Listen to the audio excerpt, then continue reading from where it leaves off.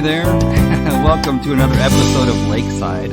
I'm your host, Daniel Stomball, and I'm glad you're here with me today. We're going to have a transformational day today. We're going to take the next few minutes and talk about our identity in Christ. That is who we are in Him and who we are to Him. And this is powerful because identity brings purpose. Let's get started.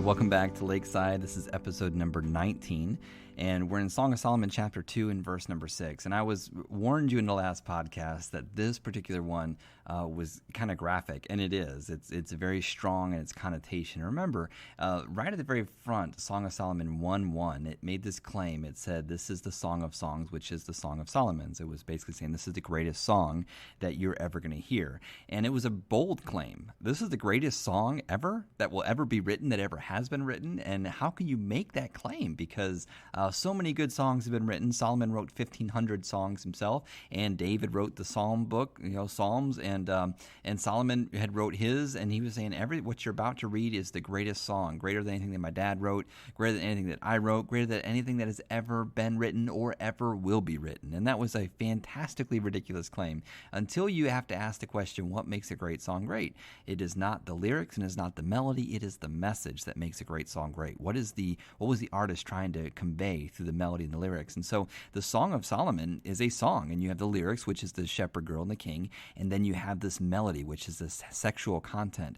And either one can be loud at any given point in time in the song. And so you can walk by, and if you just read it surface-wise, you say, oh, this is a book about sex or about marriage. And it does contain sex, and it does contain the elements of marriage, but it is not about sex and marriage. It's about relationship and in its entirety. And so you almost have to ask the Holy Spirit to help you tune out or tone down the melody and tone down the lyrics in order to understand and get the message and the picture, symbolic picture that's being presented. And so today is one of those days where as we're going to go through this, chapter 2 and verse number 6, it has a very heavy sexual connotation. So enjoy that part of it for what it is, and then just ask God to tone that down for you and say, hey, bring out the message. And that's exactly what we're going to do today.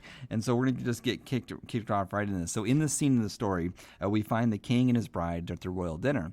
And you remember, right, she walked in, his banner over her was love, and she sat there in the alcove with him, and underneath his protection and underneath his love and everything that is symbolized for her. And so she's looking over at him, and she's seeing the things that are taking place, and she says she's overwhelmed. And we talked in the last podcast about just being overwhelmed with God and how powerful He was, but then watching that and understanding in all of God's awe and all of His power, the ability to create things and bring it to life with just a simple word, let there be. And it was so. The universe responded. God gave the command, and the universe responded, and we saw that take place. And the power, sheer power involved there, and then to think, man, God is mindful of me. He's mindful of the things that I go through. He's every aspect and aspect of His energy towards me is designed to bring me into an understanding and into a level of relationship with Him that is greater than what I would have chosen or what I do choose sometimes, how God is always reaching out for us. And so you see we're at the aspect of the story where they're sitting at dinner, they're looking over at Him.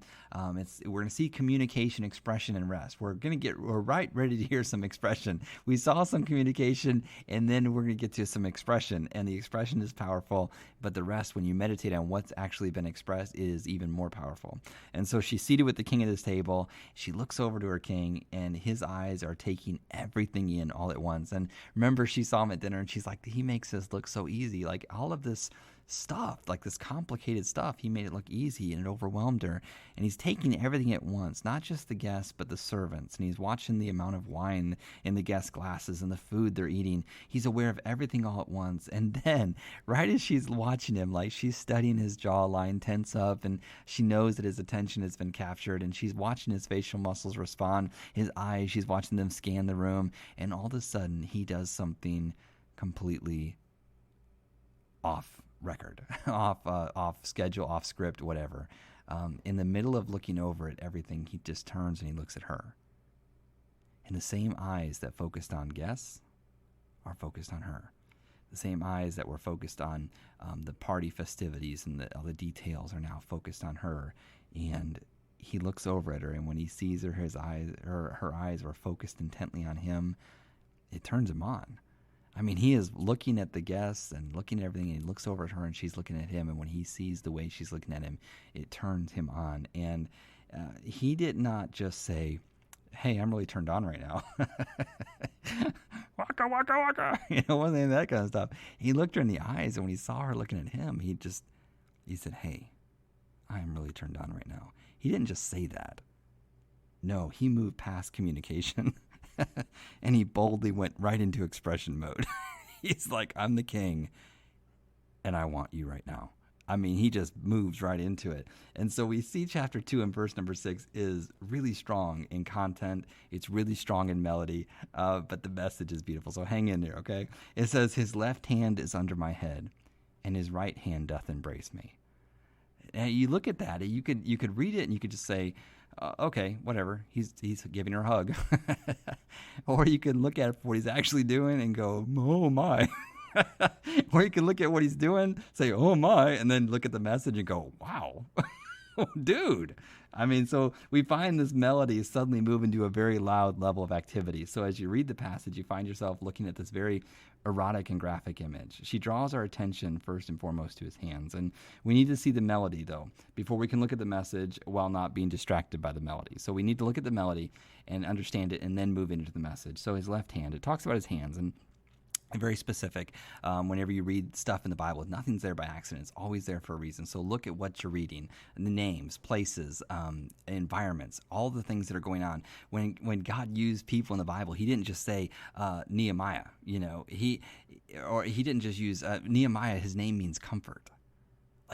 Nehemiah was sent to comfort the nation, and literally God had comfort walk into these broken people. It's powerful, and nothing is by accident. No names. Habakkuk means to wrestle, and Habakkuk was the guy that wrestled with God. He wrestled with his, and most people would say, "God, I don't agree with you," but Habakkuk just challenged him. "God, you're wrong." Like they went at it for a little bit, back and forth, and Habakkuk got something out of God that very few people did. Habakkuk got God to explain why he was doing what he did. And so nothing is by accident. So when you read a verse like this, "His left hand is under my head and his right hand doth embrace me," it's very, very key what's going on. The picture is very key, and you need to understand it. So the hands are very important. The left hand there is the first one we look at, and it's the hand that's connected closest to the heart, okay? So his first inclination is to hold her in such a way where she can feel his heartbeat the best. So his left hand is under her head, and it's behind her neck. His fingers have slipped up behind her hair, and he's holding her head up against his chest, and it's where she can feel his heartbeat. Okay, and then it goes to the right hand, and the right hand. When you see the right hand doth embrace me, embrace means to stimulate, or to touch, or to grab with fingers. The right hand he's using that to satisfy her physically. So he's got his left hand under her head, holding it to his chest, and his right hand is moved downward, and he is satisfying her physically. And I say that graphic melody is on full display here, but it's the melody that allows us to look at the message. Why list this out in detail for us? I mean, what's the symbolic takeaway from what's being presented here? I read it, and I was like, after I started to examine what was going on, examine the words, examine what was being used here, it was like, whoa, why put this out here? But it's a physical action, but there's an awesome spiritual picture created through this, and you got to see it. And I see in this a picture presented to me of a king who wants to hold me close to him.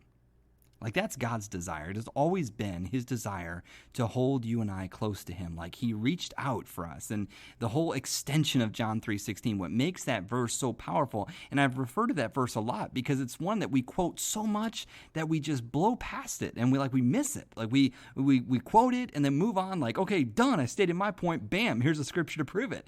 And we throw John 3:16 out there because it's kind of a catch-all for everything we want to say. But man, there's so much beauty in that passage. It was the desire by God. It was not just communication, it was expression. Like, he reached out and he said, "I'm going to hold you close." I think of John in the Bible. And John, whenever I talk to someone and they're saying, "Daniel, how do I get to know God's heart? How do I get to know him the best? And what's the best way for me to get to know God's love for me?" I always tell them, read the book of John. John is a expression, man. That guy was able to bring about and show an expression of God's heart unlike anything else. And if you read the Bible in the book of John, it always said the disciple whom Jesus loved was leaning up against his chest or his breast, right by his heart. It was John. Whenever they sat somewhere, John was sitting so close he could hear the heartbeat of God. Everyone else saw Jesus do miracles. John heard Jesus do miracles. Everyone else saw the blind healed, but John heard God's heartbeat. Everyone else saw the deaf being healed or the dead being raised, but John heard the heartbeat of God. And John made it a point, and when it said the disciple whom Jesus loved, it was not that God loved John more than the other disciples. It was that John loved God more than the other disciples, because whenever Jesus was sitting down somewhere, he said that the Word became flesh and we beheld his glory. He said, man, I'm going to be close to him. I'm going to see him. I don't want to see God. I want to hear him too. He tuned his heart to hear God's heartbeat. And man, he was very close. His head was right there by his heartbeat. Man, my daughter, she's small, and when she sits in my lap, she loves to put her head right against my chest, and she'll put her fingers up against my vocal cords. And she'll tell me, talk to me, Daddy, or sing to me. And when I talk to her, she loves to feel my vocal cords vibrate. She loves to feel that voice, voice. I forget what, I can't get the word I'm looking for. She loves to feel that voice run through her fingertips and down into her wrist. She loves to feel my voice speak, my vocal cords vibrate. She loves to feel that. She loves to hear my heartbeat. It's a graphic picture, but I see this picture of a king who, man, he wants to hold us close, and he reaches for us in his actions and demonstrations of love.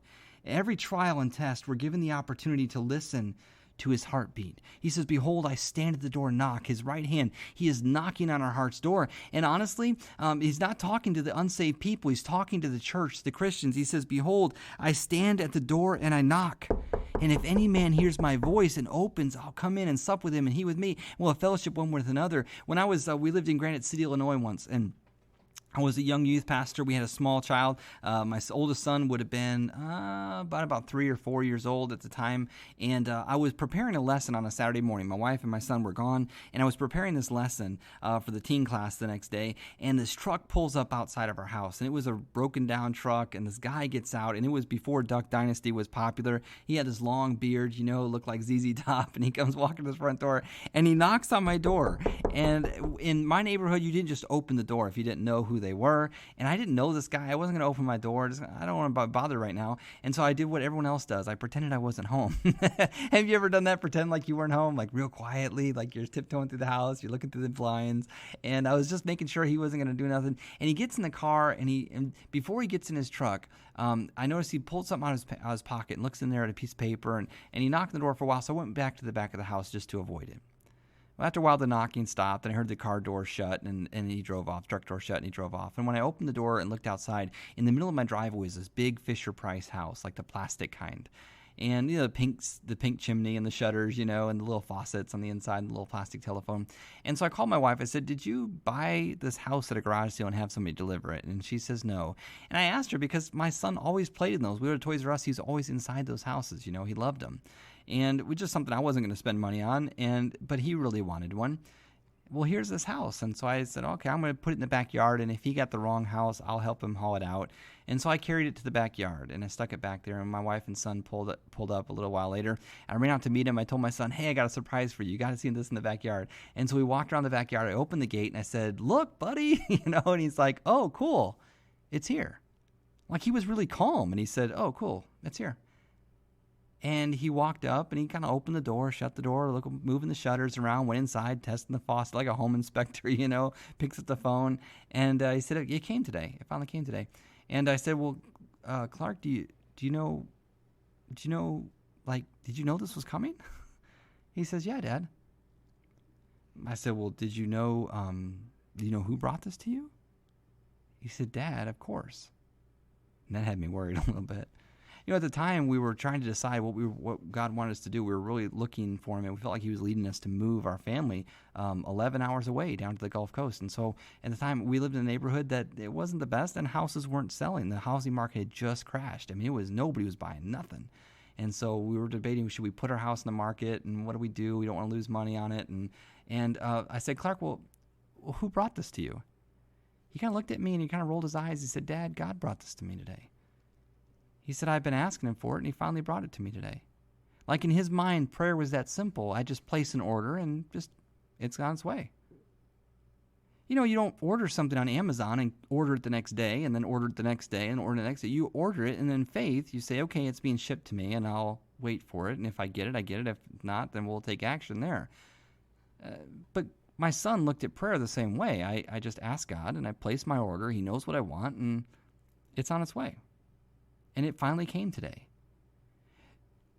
God was using that to show me something. He was saying, Daniel, I told you I want you to move, and I'm going to sell your house. We put our house in the market. It sold in 6 days, and we moved south, and the rest is history. But I'm just saying that to say this, that, you know, God challenges us, man. He knocks on our heart's door, and sometimes the knock doesn't sound sweet. Sometimes the knock sounds like a car wreck. Or the knock sounds like a job layoff, or the knock sounds like a persecution. The knock sounds like something not going our way, or an unexpected bill. And that knock is there to invite him in, not saying, God, why, but God, what? What is it you want me to learn about you? And the problem is, when God knocks, we run to the back of our house, and we pretend like we're not home. And man, hello, I'm talking to somebody right now. You're knocking on the heart's door. God's knocking on your heart's door, and he's saying, hey, listen, I'm knocking on your heart's door, and I'm just challenging you today to listen to the heartbeat of God, because his right hand seeks to satisfy you, man. His right hand seeks to move in your life and to satisfy you, and just listen to the rhythm. Man, you listen to the rhythm of his heartbeat for you. Just, hey, God, tune me into your heartbeat. Let me hear it. And when you tune into his heartbeat, you will understand that you want to be close enough to hear that heartbeat, and you're going to understand that his right hand, that he is moving to satisfy in your life.